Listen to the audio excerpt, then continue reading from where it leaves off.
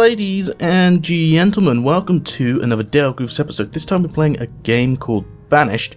It's a really awesome city building game, and I'm actually doing this video as a test for the 60 FPS, which was just released on YouTube. I did actually like a sort of a mini tech demo of a couple of seconds earlier on, and it does require the video to be something like a gigabyte for every 10 minutes long, so this isn't going to be something I do all too often, especially as since, well, you guys can't see this, but I have to have VSync off while I do this, otherwise the X-Story, the software I use, doesn't really like it.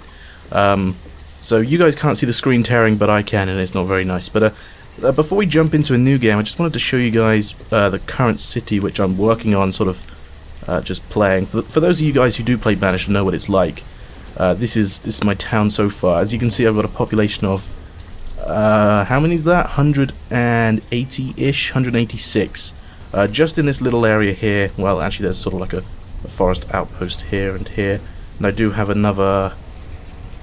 Where is it? Another area. Where is it? There's the quarry. Oh yes, there's another forest outpost here with like a little fishing village here. So I'm getting there. The reason for this village is because I want to try and achieve. Where is it? There's an achievement here. Isolation. Reach 300 citizens without building a trading port. So that's what I want to try and get. This is a really cool game, and I'm going to jump into a new game without saving this one. Just to show you guys. Oh, how do I... There is a way. Zoom, load, save, options. Quit to the main menu. There we go. So, to get started, we'll make a new game. Let's just reset the town name like 5 times. 1, 2, 3, 4, 5. Devil. Well, that's wonderful. Let's go for a medium-sized map. Just keep everything the same. So I'm going to show you guys the main sort of basics behind the game. You start off, and I'm going to start off by pausing as soon as we get into this. So pause. We start off with how many people. Hang on, I'll just pop these up because I like these. That one. Event log down there. Do I have the event log down there? I can't remember. That'll do.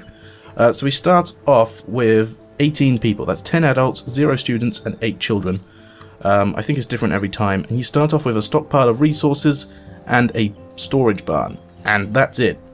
You're banished in this rather large area here. And the idea is to build houses and different sort of buildings in order to increase your population and make it thrive. So let's go through the menu. As you see, I've already popped... this one's the speed controls down here.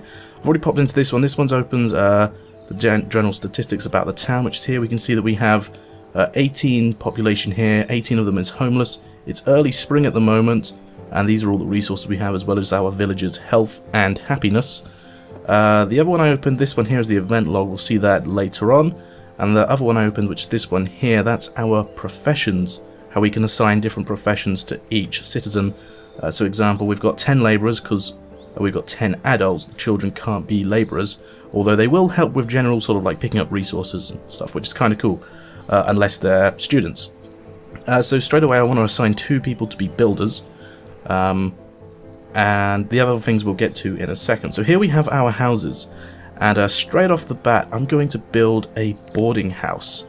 Which generally people don't do. Hang on, there's rotation.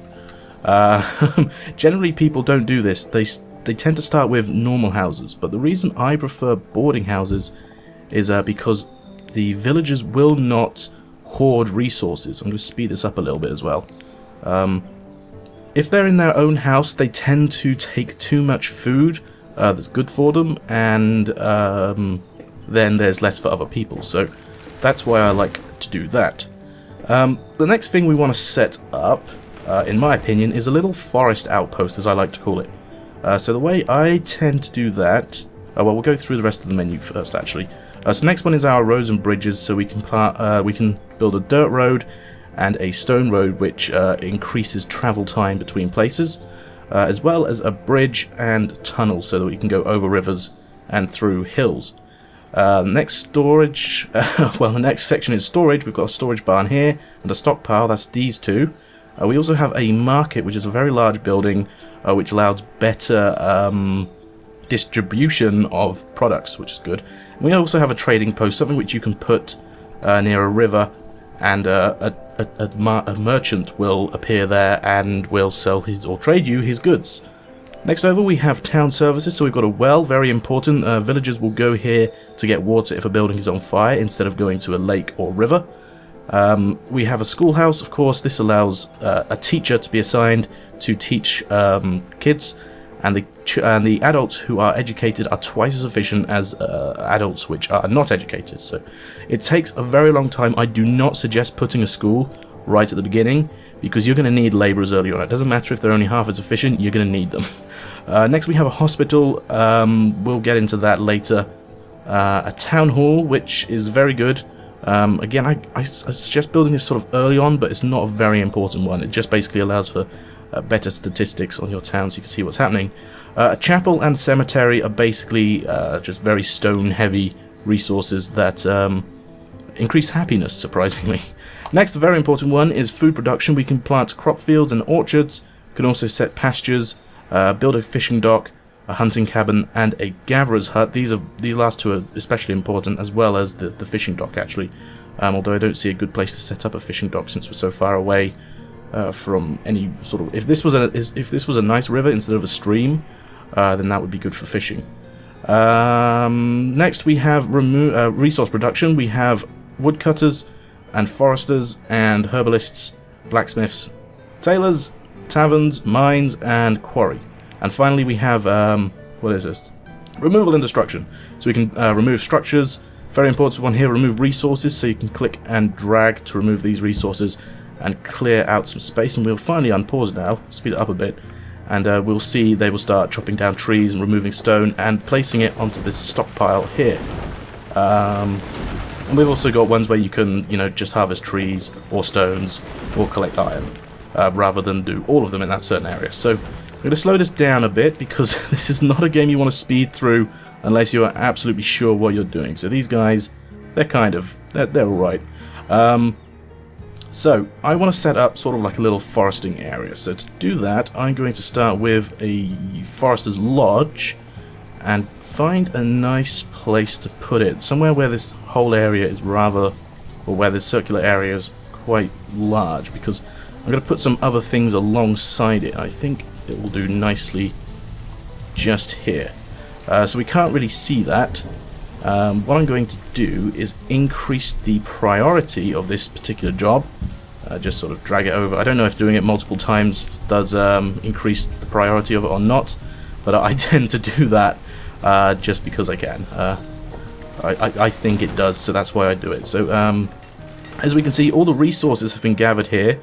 This is sort of the progress of the build. They will first remove everything in the area, then the labourers will bring over the resources, so the logs and the stone, and then the builders will get to work constructing the building. And the more builders you have, the quicker this process goes. So there we go. Where's my forester's lodge? There it is. So as we can see, they are slowly removing everything.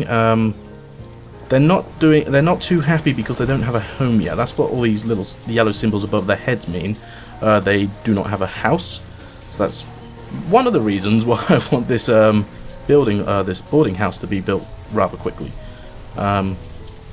Yeah, okay, so to go along with the forester's lodge, we're going to need several other things. Where are we? We want, one of the most important ones is a gatherer's hut. Again, it uses the same sort of area detection thing, and you want to put your gatherer's hut in the same place as your forester's lodge, because gatherers, they will go around forests and they will gather things like mushrooms and berries, and well, then you'll be able to eat them, which is good. And the next thing we want to create the other side of the forester's lodge is this hunting cabin. Again, it uses the same area. There will be deer who pop up in the forest, and that is why we want a hunting cabin here, so that we can assign some hunters to hunt the deer, get venison and leather. So there's that. Next things we want to add, where are we? A herbalist. So these will what will they do? The herbalist will gather herbs, and in order to be an effective herbalist, they need to be in an old wood forest, so where trees are very old, not new trees, and they will gather herbs in order to help the health of citizens. So if anyone feels sick, they will go to the herbalist to get some help. Which, like I said, with the hospital, where are we? That's just basically an improved version of the herbalist. So once we have a hospital, we won't need a herbalist anymore. So the boarding house is complete. That's why we suddenly have no homeless villagers. We can check the inventory. You know, they got some firewood in there and some potatoes. And this is where we start to... well, I really want to actually increase priority of everything over here, actually. Quick, go faster. So yeah, the Forester's Lodge is almost done. And when it is built, we will see...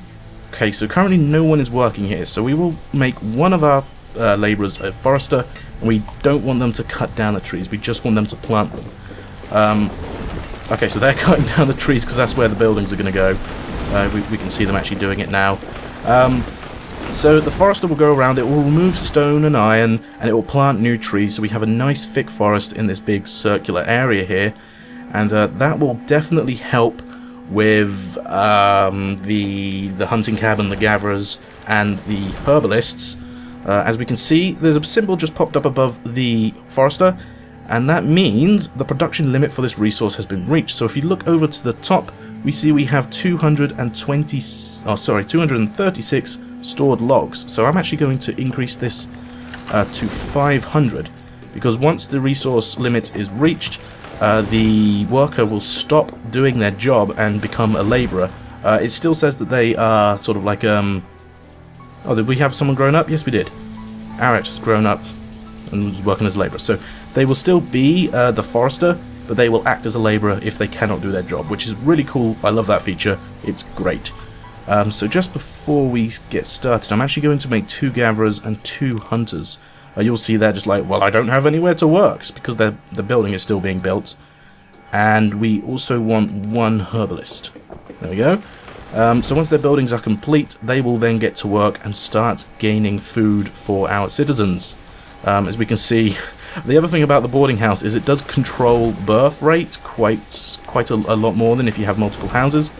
Because if you have different houses, then people will start creating families, which is not something you want early on in the game. You want it very controlled and nice and easy. What I'm also going to add here is another stockpile just along the side here.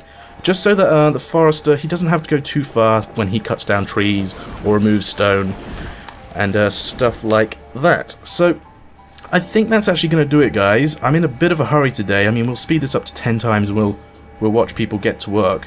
But you get the gist of it. It's Banished, a very cool game. I haven't even touched the surface of it so far. It's such a difficult game later on. I mean, you get disasters like diseases. Oh, hello. Garrus, I thought I gave you workers. Yes, I did. What are you doing? Notice citizens... there we go. Finally. So yeah, I've barely touched the surface. You get disasters like diseases. You have to... Well, I'll show you, for example, over here. You really have to be careful of food. Food is one of the most difficult resources in the game to gather. So we can say peppers. Let's get 2 farmers working on there. I mean, look at that. We're already down to just 1 labourer. And that's just basic stuff like gathering food and chopping down trees. I mean, you can set, like I said, you can set things to do manually, like that. I want to chop down those trees, and the labourers will go and do that. But really the whole idea is you want things to be working really well sort of on their own, so there's less for you to worry about. So for example, you know, we're running quite low on firewood right now. In fact, I don't see any. Where is it? We got... that's stone. We don't have any firewood, so in the winter everyone's going to freeze to death. So that is why... Oh look, it's winter time. That is why you will want a woodcutter. So he will turn logs into firewood.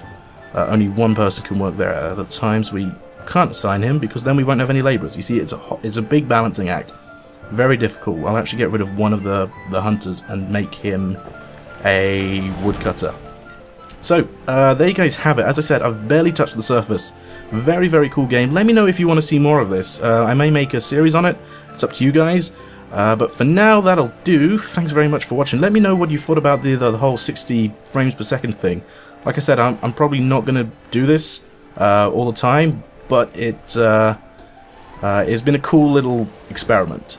So yeah, thanks very much for watching, and I guess I'll see you later. Bye-bye.